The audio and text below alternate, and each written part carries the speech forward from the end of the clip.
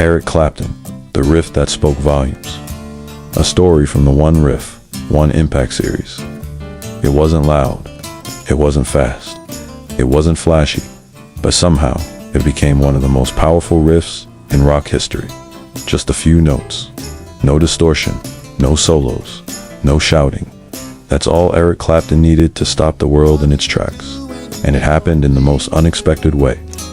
On a quiet stage, with an old acoustic guitar and a lifetime of pain behind each note. It's January 16th, 1992. Eric Clapton walks onto a small stage at Bray Studios in England. He's not here for a sold-out arena or a world tour. He's here to film an episode of MTV Unplugged, a show that strips artists down to their bare essence. No amps, no effects, just you and your guitar.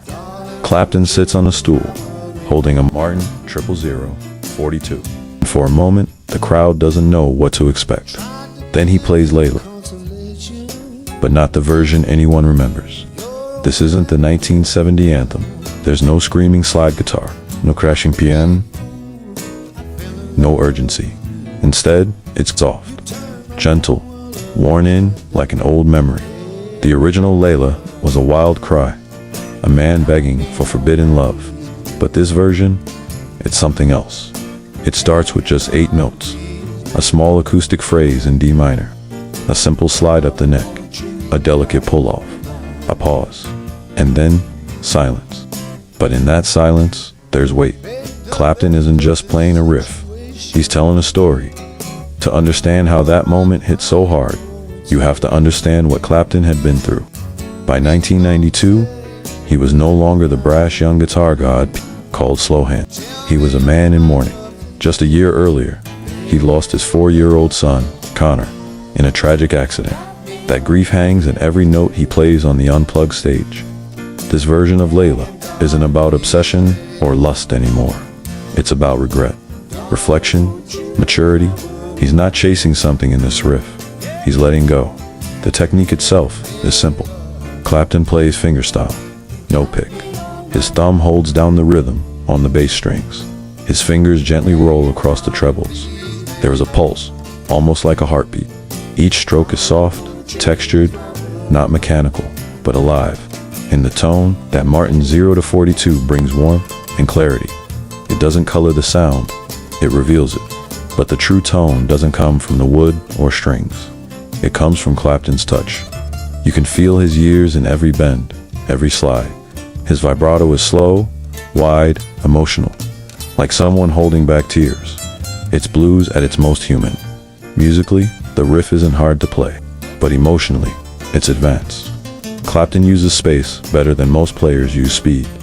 He breathes between phrases, letting every note linger. There's a subtle syncopation, a laid-back feel just behind the beat. That push and pull is what makes it feel alive.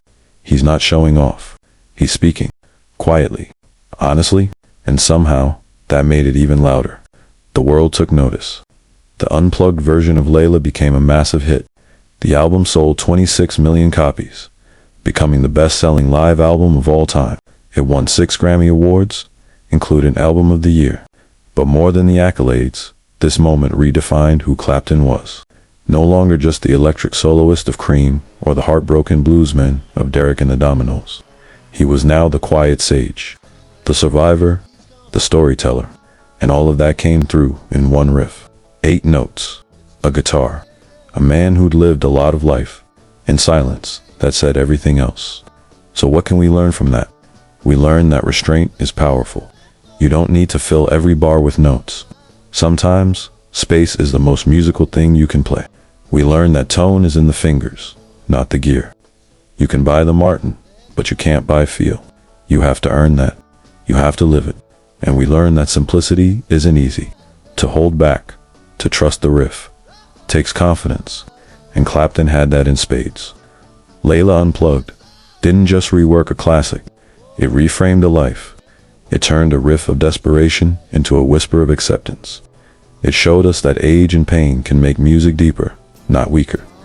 It reminded us that one riff, when played with truth, can leave a bigger impact than 100 solos ever could.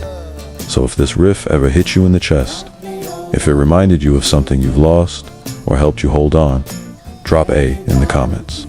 And if you want to hear the stories behind more legendary riffs that changed the course of music, subscribe for the next chapter of One Riff, One Impact.